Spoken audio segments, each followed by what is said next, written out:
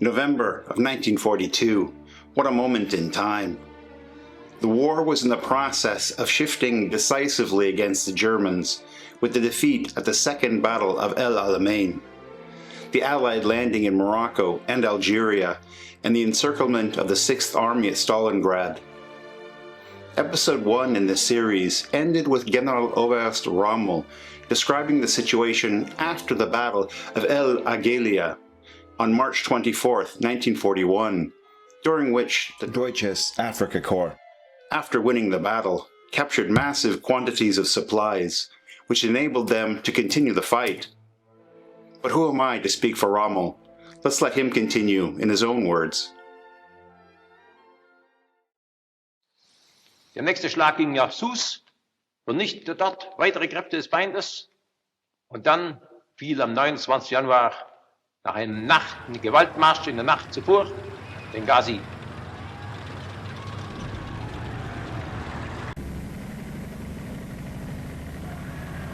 Wenig Kräfte und wenig Sprit hatte ich, um nun die Kämpfe fortzusetzen. Allein es gelang, mit 2 verstärkten Regimentern im nächsten Teil der Kämpfe die ganze Cyrenaika zurückzuerobern und so lange durchzuhalten, bis wieder Sprit da war für die übrigen Teile meiner Streitmacht und sie nachrücken konnten.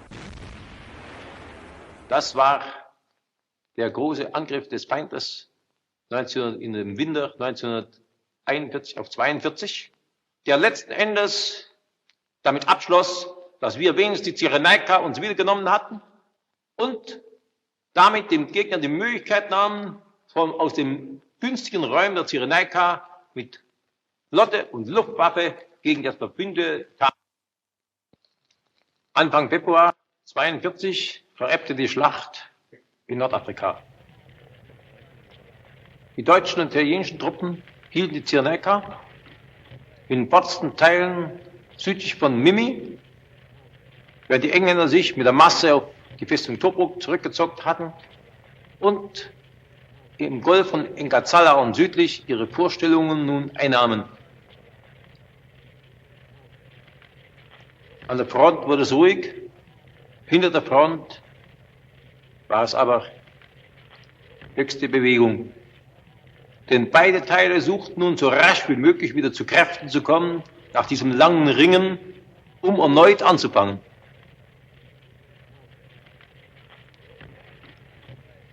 Was die deutschen und italienischen Truppen anbelangt,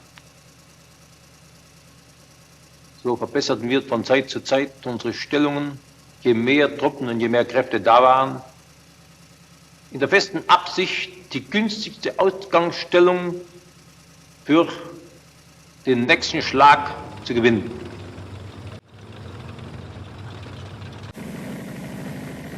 Es war nicht ganz leicht, alle höheren Stellen von der Notwendigkeit dieser Handlung zu überzeugen. Mir war es vollkommen klar, dass ich nicht warten konnte am Ostrand der Cyrenaika, bis der Gegner fertig ist und mich anspringt, sondern dass ich ihm zuvorkommen musste, so wie es im Januar der Fall war. Und so steht Ende Mai die Panzerarmee Afrika angriffsbereit südwestlich des Golfs von Engazala und nimmt am 26. Mai den Kampf auf. Inzwischen hat der Gegner drüben ungeheure Flächen mit Minen verseucht und eingezäunt und hat aus der Festung Tobruk eine gewaltige Festung gemacht, von einem Ausmaß, wie man sie bisher in Nordafrika sich nicht geahnt hat. Es sind Minenfelder angelegt worden von einer Breite von 500 bis 1000 Meter, mehrere Linien hintereinander, und in diesen Linien hat der Engländer seine befestigten Stellungen eingebaut, seine Truppen eingesetzt, teils motorisiert und mit Panzern versorgt, teils nicht motorisiert. Die Franzosen auf dem Südflügel bei Bir Haheim, eine ganze Division in der sogenannten Festung Bir Haheim, rings umgeben mit einem breiten Gürtel von Minenfeldern. Die Panzerarmee Afrika hat am ersten Nachmittag des Angriffs frontal angegriffen im Nordteil.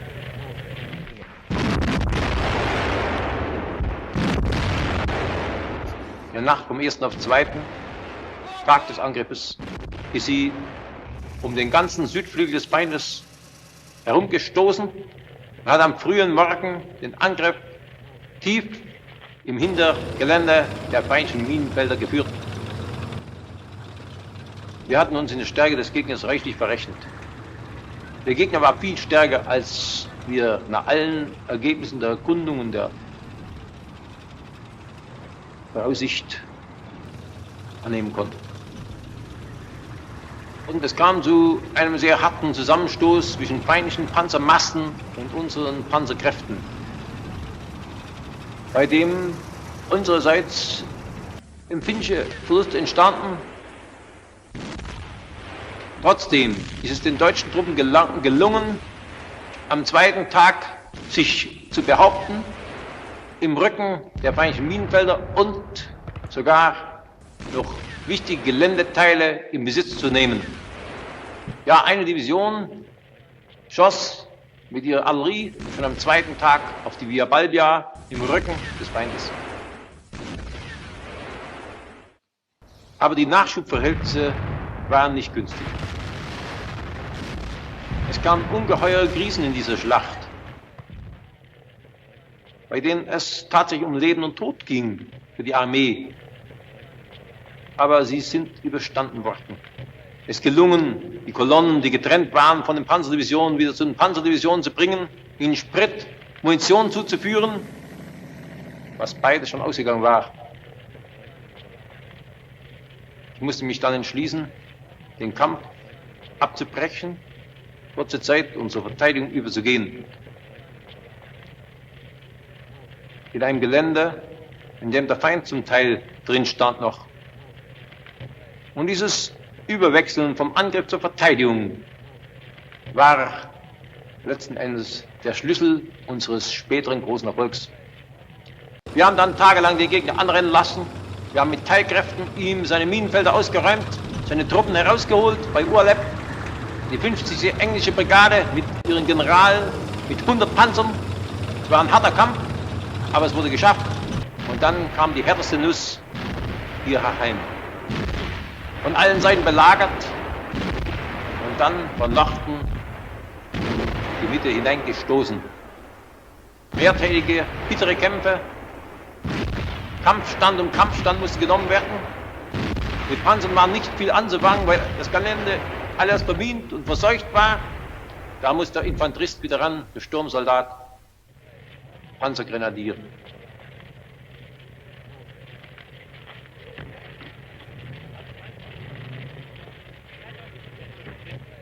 An dem Tag, an dem wir heimfielen, trat die Armee zum entscheidenden Stoß nach Norden an. Und zwar so blitzartig, dass der Gegner das sicher nicht vermutet hat. Am frühen Morgen war Bierheim genommen. Um 2 Uhr rollten mehrere Panzerkorps nach Nordosten mit dem rechten Flügel über El Adem, das wir schon zweimal in unserem Besitz gehabt hatten. Und nun ging es der Engazala-Stellung zu Leibe. Wenige Tage später war sie gefallen. Der Durchbruch zum Meer zwischen Tobruk und Engazala war geglückt. Der Feind im Rückzug nach Osten, schwankend, ob er Tobruk halten sollte oder aufgeben sollte. Die Schlacht war damit eigentlich schon gewonnen.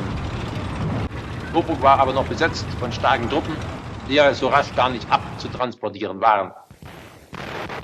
Die Armee verfolgte nach Osten an die ägyptische Grenze und wo sie den Feind traf, schlug sie zu. Und eine besonders glückliche Handlung war dann der Angriff gegen Tobruk. Alles war eigentlich bewegend gewesen nach Osten. Und dann ist es geglückt, in einer Nacht die Bereiche des Rat herumzureißen und mit stärksten Kräften Tobruk anzuspringen. 5:30 Uhr morgens trat die Armee aus dem äußeren Bereich der Festung zum Angriff gegen die äußeren Festungswerke an. Und schon um Mittagszeit standen wir am Wegedreieck im Herz der Festung Tobruk. Der weitere Angriff ist rasch vor sich gegangen, sodass in den Abendstunden bereits der Hafen in unserem Besitz war.